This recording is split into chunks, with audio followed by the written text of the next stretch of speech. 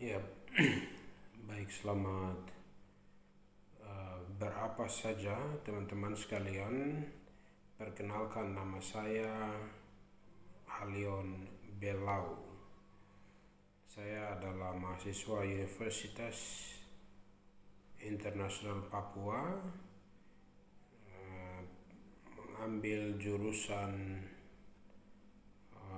antropologi. Baik, video ini adalah sebuah bagian dari tugas sistem ilmu politik. Materi atau mata pelajaran yang diampu oleh Bapak Henry Bakri.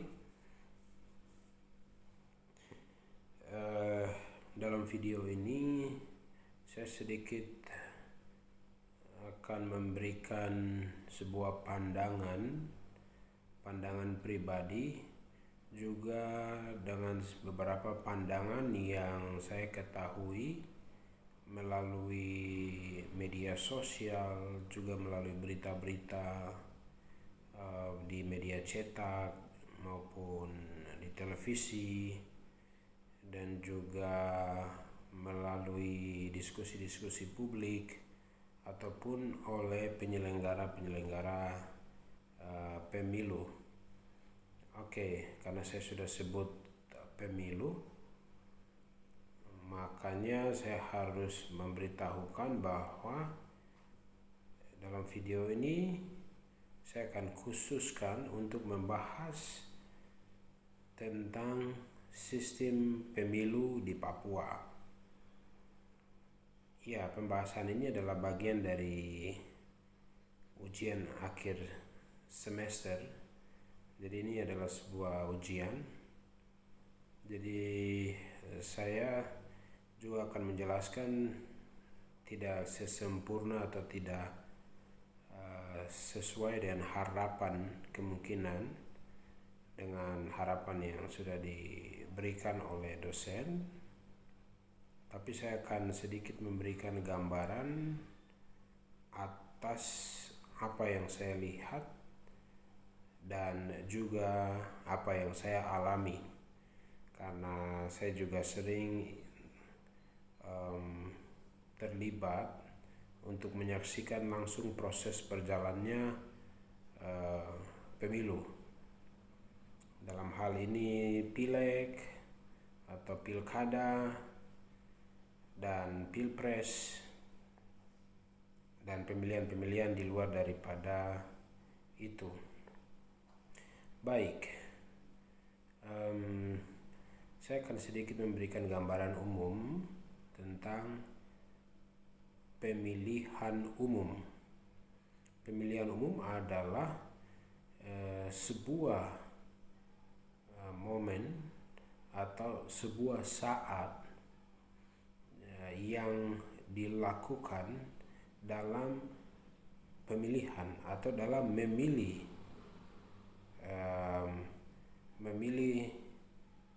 kepala daerah ataupun anggota perwakilan anggota Dewan Perwakilan Rakyat atau pemilihan presiden. Nah, di sini pemilihan itu oleh siapa? Oleh rakyat.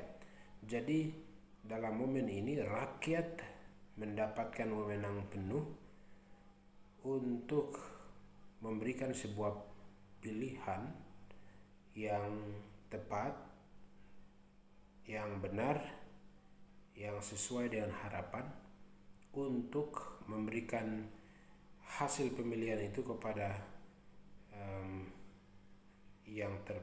yang terpilih atau siapapun yang mereka percayakan untuk mendapatkan kesempatan memimpin itu. Nah, dengan momen seperti itulah rakyat punya kewenangan penuh untuk melakukan hal itu. Nah, dari rakyat itulah akan menghasilkan jagoan-jagoan atau pemimpin-pemimpin yang dipilih untuk memimpinnya. Baik, tahun ini terlebih khusus di Papua adalah momen maraknya semua politisi, semua masyarakat dipengaruhi pikirannya untuk menyiapkan diri dalam pemilihan serentak 2024. Jadi ingat teman-teman, di Indonesia sudah melakukan 12 kali pemilihan umum. Let's say pemilu. Nah, 2024 adalah yang ke-13 dalam sejarah pemilihan Indonesia. Jadi kita berharap pemilihan 2024 ini akan berjalan baik. Oke, kita kembali ke Papua. Seperti apa sistem pemilihan di Papua? Jika kita bicara tentang aturan yang terdapat di Undang-Undang Penyelenggara Pemilu tahun nomor 7 tahun 2017 itu sudah menyampaikan semua undang-undang, semua cara pemilihan dan juga kode etik, asas-asas pemilihan semua sudah tertera di situ. Dalam hal ini kita diingatkan untuk melakukan sebuah pemilihan umum yang langsung, umum, bebas, dan rahasia. Nah, itu asas-asas dalam pemilihan umum. Namun kenyataannya di Papua, berdasarkan pengalaman-pengalaman yang saya alami, ada hal-hal yang tidak sesuai dengan keinginan bersama, yaitu semacam penghilangan kotak suara, terus pencabutan hologram sebelum pemilu. Itu semua ada, terutama pengaruh-pengaruh seperti itu yang terjadi terutama di daerah pegunungan. Itu tempat saya, salah satunya Kabupaten Intan Jaya, Kabupaten Puncak, Paniai, dan lain-lain. Nah, kami di gunung itu dikenal dengan sistem noken. Nah, kenapa dibilang sistem noken? Karena di pegunungan itu kita menganut namanya kepala suku atau big man. Nah, kenapa big man adalah kepala suku? Kepala suku itu pengikutnya sudah pasti banyak. Pengikut itu kepala suku itu pembicaraannya sudah pasti didengar. Oleh sebab itu sistem noken ini diidentifikasikan sebagai suara kepala suku. Jadi ketika kita semua percaya ataupun diyakinkan oleh kepala suku tersebut, berarti semua suara itu diserahkan ke dia. Nah, itulah yang disebut dengan sistem big man atau sistem noken di pegunungan. Kenapa? Apakah sistem noken itu disetujui oleh konstitusi? Saya pikir secara antropologis, secara budaya, itu semestinya harus disetujui karena itu adalah representasi culture atau representasi budaya masyarakat yang sudah mempercayai bahwa kepala suku adalah segalanya dalam menyelesaikan masalah, juga dalam pembicaraan dan lain-lain. Oleh sebab itu, hal-hal ini yang menyebabkan sistem noken itu sah, dan sistem noken sudah terjadi turun-temurun. Di Papua ini, selain sistem noken, juga sistem pemilihan umum yang umumnya dilakukan di beberapa daerah di Indonesia juga dilaksanakan, terutama di daerah pesisir. Ada TPS, ada KPPS, dan lain-lain. Setelah itu setelah coblos akan ada Panwas yang mengawasi, juga PPD yang mengawasi di tingkat distrik. Kemudian akan sampai pleno di kabupaten, lalu pleno ke provinsi, daerah tingkat 1. Ini yang selama ini kami mengalami. Ada banyak hal sistem pemilu yang terjadi di Papua. Salah satunya, let's say yang negatif, ada politik uang. Itu tentu normal di mana saja terjadi. Papua juga mengalami hal yang sama. Itu hal-hal yang lumrah untuk dihindari. Tapi paling tidak proses dan tahapan-tahapan dilalui. Esensinya ada di situ. Jadi Papua juga sama, tidak kalah hebatnya dengan daerah lain dalam mensukseskan penyelenggaraan pemilu setiap 5 tahun sekali. Oleh sebab itu sistem pemilu di Papua itu tidak terlalu beda jauh dengan daerah di luar sana. Tetapi intinya satu poin yang bisa kita ketahui adalah Papua menganut sistem noken dalam pemilihan. Sistem noken ini menarik. Jika mungkin penjelasan saya kurang begitu jelas, saya boleh menyarankan ke saudara-saudari sekalian untuk membrowsing di internet, juga melihat beberapa keterangan pandangan lain yang mereka berikan melalui Google ataupun website-website yang lain. Saya pikir itu perkembangan sistem politik yang ada di Papua. Yang terakhir,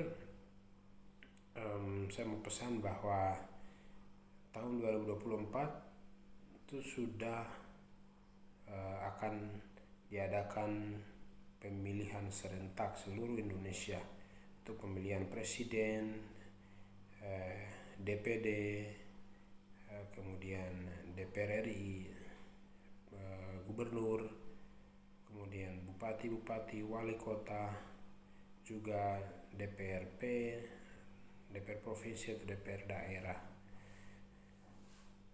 Sehingga pesan dan harapan saya, pemilihan 2024 ini adalah pemilihan umum ke-13 sejak Indonesia merdeka. Oleh sebab itu, sebagai anak bangsa, saya berpesan supaya kita juga benar-benar berpartisipasi dengan baik, karena suara kita ini harus menjadi yang berharga. Karena ketika kita mau boikot atau tidak memilih siapapun, ketika pemimpin yang nanti memimpin daerah kita adalah dipimpin oleh orang-orang yang tidak benar, ataupun kita tidak memberikan suara walaupun tidak ada pengaruhnya, tapi kalau dia mengambil keputusan itu salah, ya berpengaruh pada kita punya kehidupan dalam mungkin pembangunan daerah yang tidak benar, ataupun memperhatikan kesejahteraan masyarakat yang kurang tepat pada sasaran. Ini akan menjadi masalah. Oleh sebab itu, saya mengharapkan supaya semua anak-anak Papua tidak boikot ataupun golput, tapi saya harap supaya semua bisa ambil alih, berperan sukseskan acara pemilu 2024 dengan menggunakan hak suaramu untuk memilih kepala-kepala daerah yang benar, yang jujur, transparan, dan punya hati, punya visi misi yang baik untuk membangun daerah. Oleh sebab itu, saya menghimbau sekali lagi supaya jangan lewatkan momen-momen ini, manfaatkan baik. Jika kalian yang mau maju sebagai DPR, bupati atau gubernur, presiden, juga kami berharap supaya memperhatikan kerinduan dari masyarakat, juga kesempatan-kesempatan untuk membuat sebuah daerah maju. Itu kami sarankan supaya diperhatikan baik, sehingga ketika dipilih nanti tidak sia-sia, melainkan akan menguntungkan banyak orang. Ya tentunya dalam pemilihan harus tetap berjalan baik, transparan, jujur, adil, dan ingat rahasia.